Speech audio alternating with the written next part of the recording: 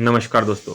आज हम फंडामेंटल के एक ऐसे टॉपिक को स्टडी करने वाले हैं जिससे संबंधित हर एग्जाम में आपको एक न एक क्वेश्चन ज़रूर देखने को मिलेगा, जिसका नाम है सीपीआर, बोले तो कार्डियो पल्मोनरी रिससिटेशन। क्लास शुरू करने से पहले मैं चाहता हूं कि एक बार आप सभी चैनल को सब्सक्राइब और क्लास को अच्छे लगे तो लाइक ज़रूर करें।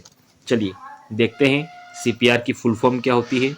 सीपीआर की फुल फॉर्म होती है कार्डियो पल्मोनरी रिससिटेशन। क्या होती है? Cardio pulmonary resuscitation. इसको एक और नाम से जानते हैं जो कि आजकल बहुत ज़्यादा ट्रेंडिंग में चल रहा है, और उस नाम से एमसीक्यू आ सकता है। ACLS। क्या नाम से आ सकता है? ACLS, बोले तो एडवांस कार्डियोवास्कुलर लाइफ सपोर्ट।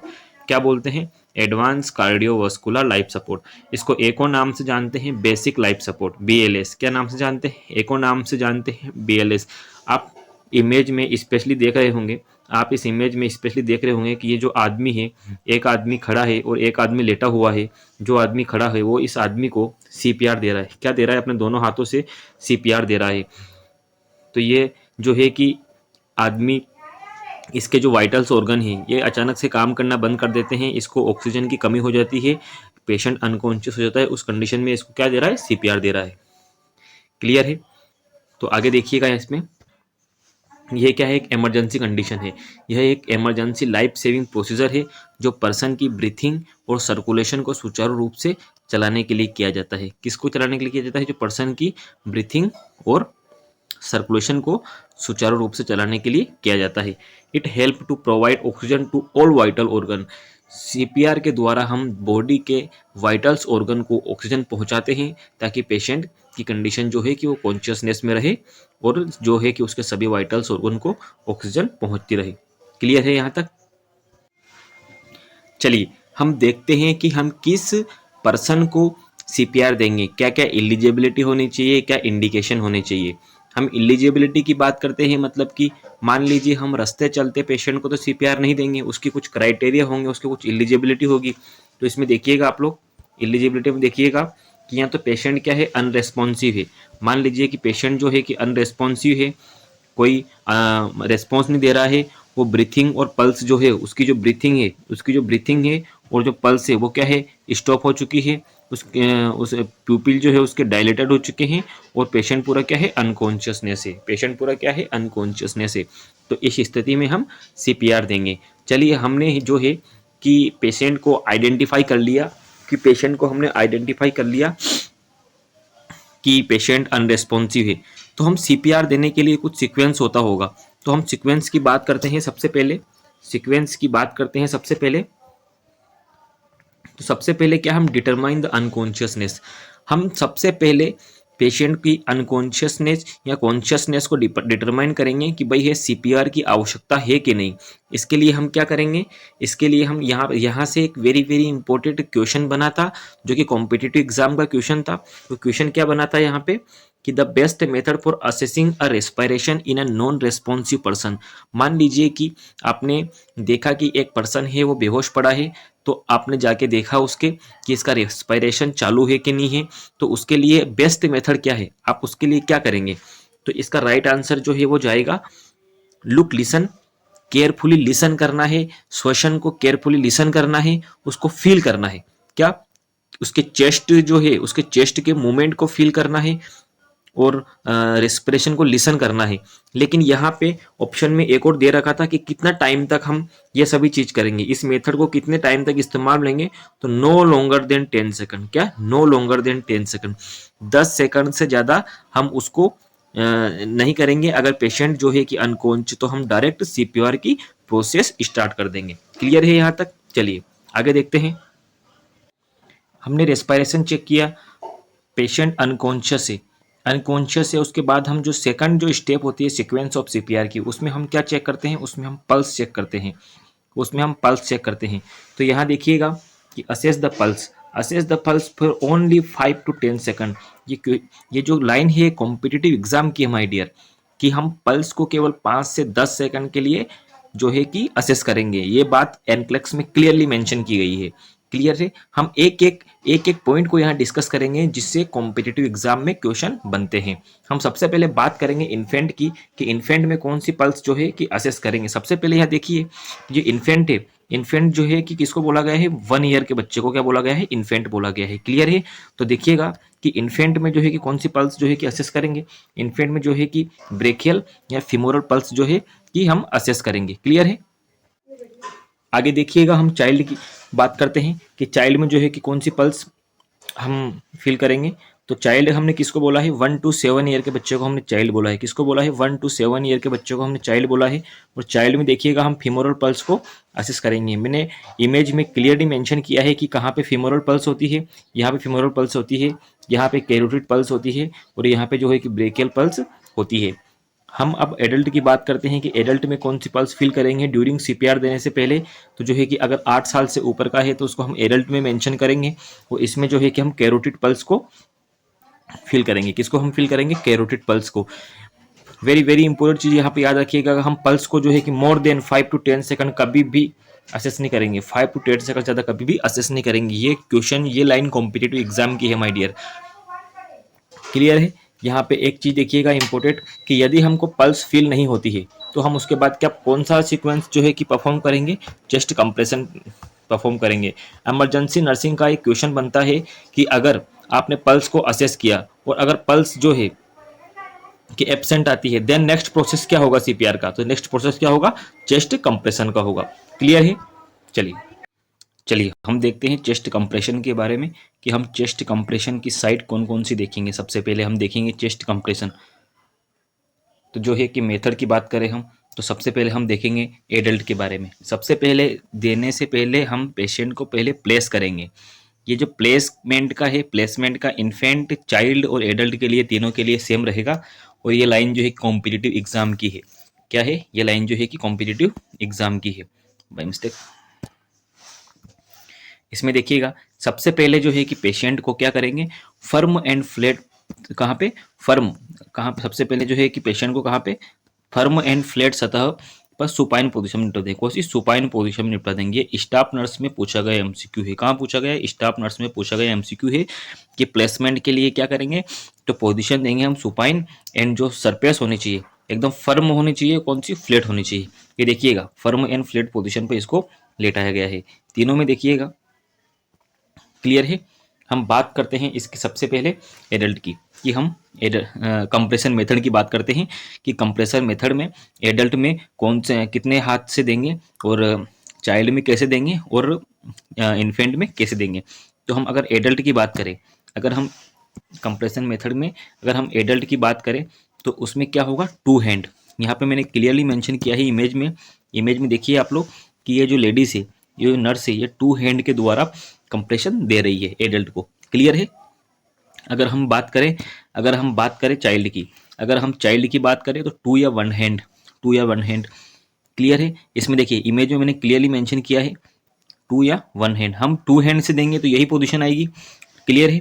अगर 1 हैंड से देंगे हम तो इस तरह की पोजीशन आएगी। क्लियर है। जो है कि 2 या 1 हैंड, ये चाइल्ड के वेट पर निर्भर करता है।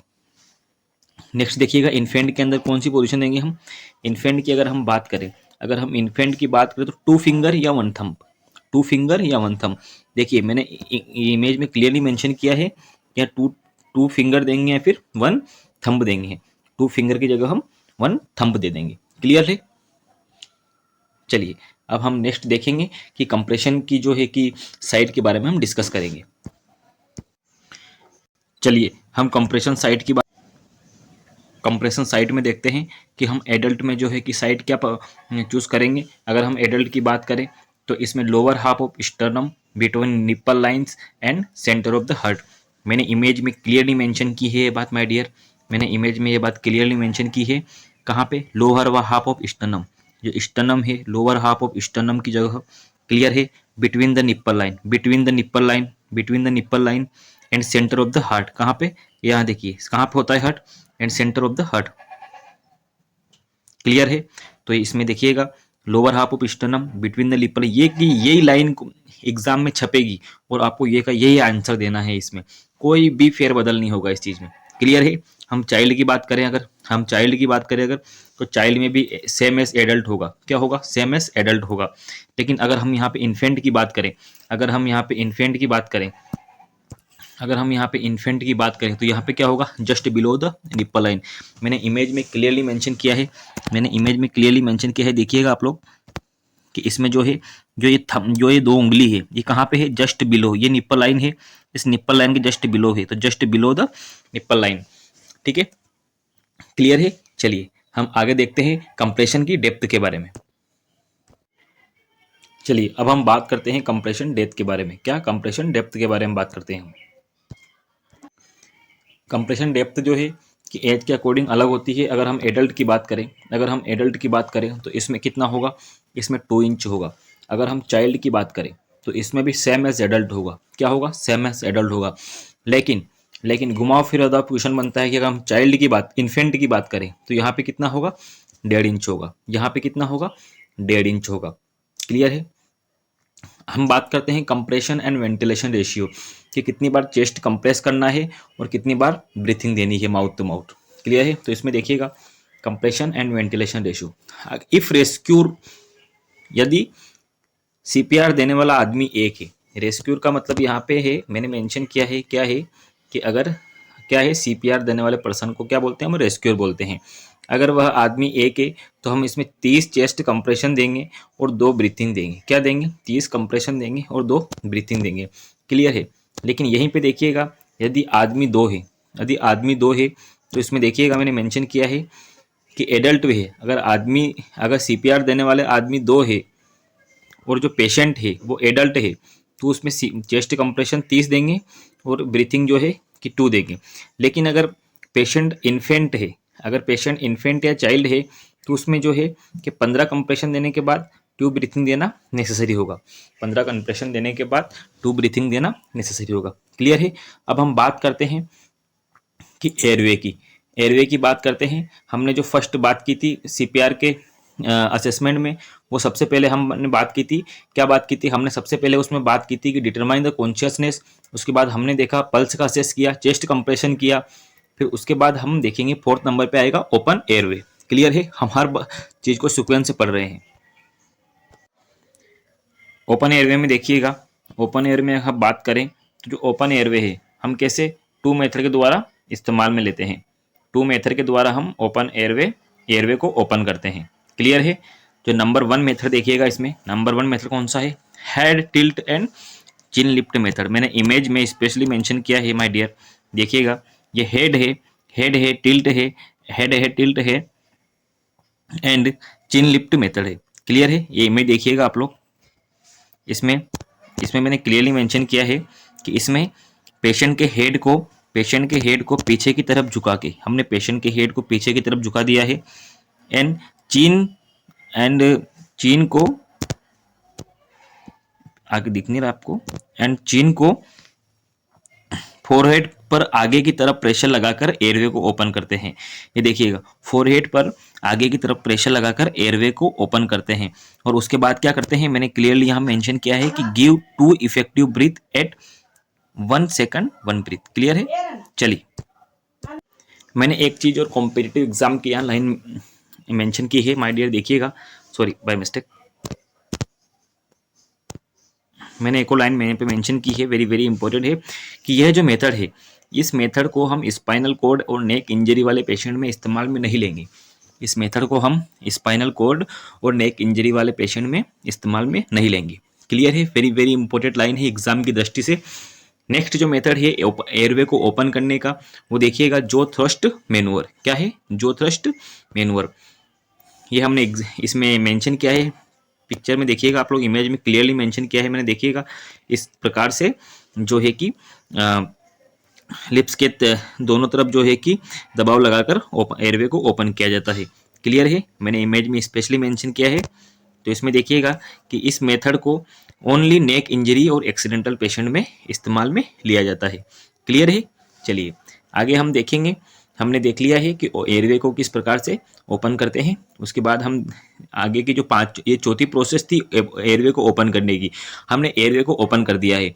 अब उसके बाद हम देखेंगे क्या देखेंगे हम उसके बाद ब्रीथ को कैसे डिलीवर करते हैं, कैसे रेस्पिरेशन को हम डिलीवर करते हैं वो देखेंगे। क्लियर है? चलिए आगे देखते हैं।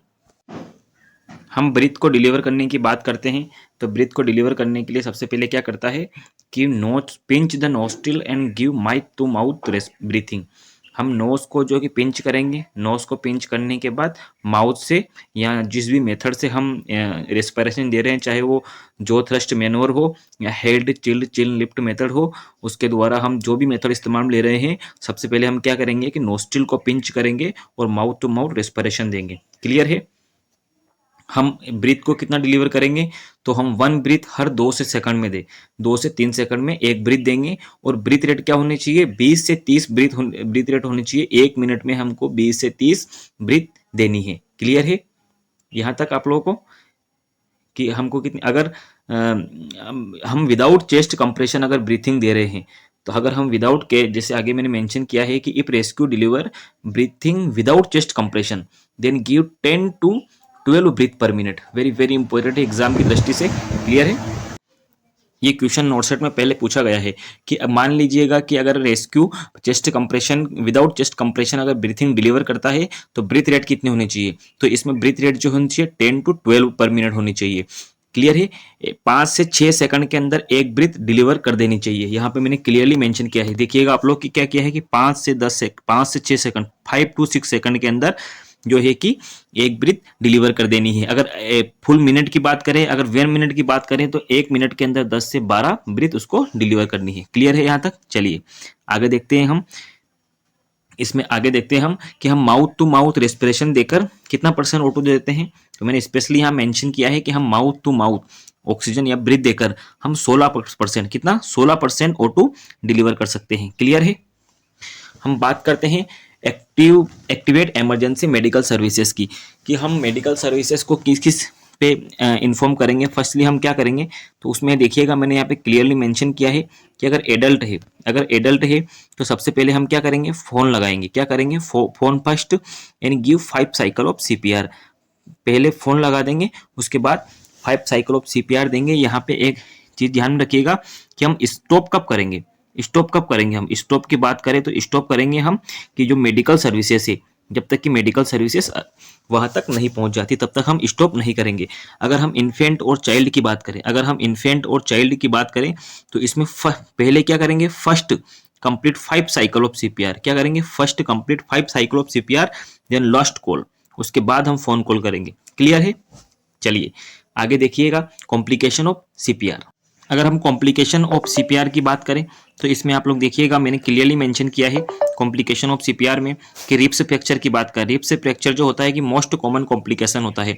यहाँ पे देखिएगा मैंने क्वेश्चन मार्क लगाया मेंशन किया है कि most common complication of CPR, तो राइट आंसर क्या जाएगा, रिब्स फ्रैक्चर जाएगा। उसके बाद देखिएगा ऑप्शन में अगर आपको न्यूमोथोरैक्स मिले तो ये भी हो सकता है, एब्डोमिनल इंजरी हो सकता है, लंग्स इंजरी हो सकता है और फ्लेयर चेस्ट हो सकता है। क्लियर है? चलिए ये टॉपिक यहाँ समाप्त होता है। नेक्स्ट टॉपिक में हम CPR से रिलेटेड MCQ सोल्व करेंगे। और अगर आपको वीडियो अच्छी लगी हो तो चैनल को सब्सक्राइब कीजिएगा प्लीज़, और क्लास को लाइक ज़रूर कीजिएगा। और कुछ कमी रही हो इसमें, और अगर आपको ऐसा लग रहा है कि कुछ लाइन्स इसमें छूट गई हो तो प्लीज़ कमेंट बॉक्स में अपना कमेंट ज़रूर शेयर कीजिएगा। Thank you.